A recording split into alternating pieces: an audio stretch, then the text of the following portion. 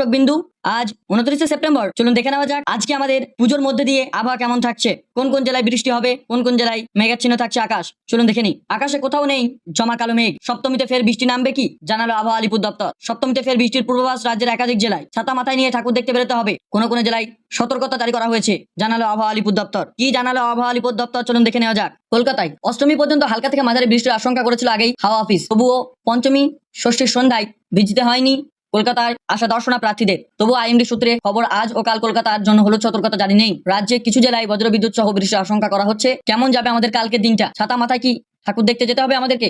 কি জানালো আবহাওয়া আলিপুর দপ্তর চলুন বিস্তারিত দেখে নিই। আইএমডি সূত্রে খবর, আজ 29 তারিখ সকাল 8:30 অবধি যারা হলুদ সতর্কতার আওতায় থাকছে তারা হলো দক্ষিণবঙ্গের হাওড়া, 2 চব্বিশ পরগনা, 2 মেদিনীপুর, ঝাড়গ্রাম ও পুরুলিয়া। এবং আগামীকাল 30শে সেপ্টেম্বর সকাল 8:30 অবধি দক্ষিণবঙ্গে, সকাল 8:30 অবধি দক্ষিণ 24 পরগনা, 2 মেদিনীপুর, ঝাড়গ্রাম বজ্রবিদ্যুৎ সহ বৃষ্টির হলুদ সতর্কতা থাকছে। সেই সঙ্গে আগামী এই 32 ঘন্টা 30 থেকে 40 কিলোমিটার বেগে ঝোড়া হাওয়া বইবে।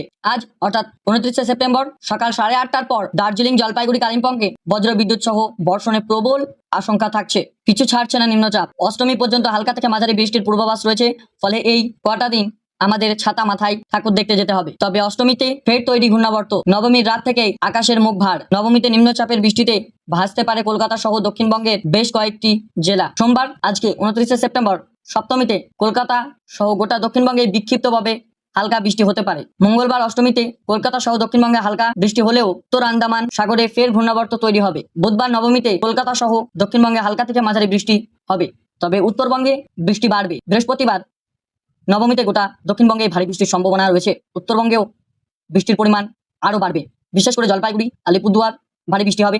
শুক্রবার একাদশীতেও কলকাতায় মাঝারি থেকে ভারী বৃষ্টির সম্ভাবনা রয়েছে। পশ্চিম মেদিনীপুর, বাঁকুড়া, পুরুলিয়া, পূর্ব বর্ধমান, পশ্চিম বর্ধমান, বীরভূম ও মুর্শিদাবাদে ভারী বৃষ্টির সম্ভাবনা রয়েছে।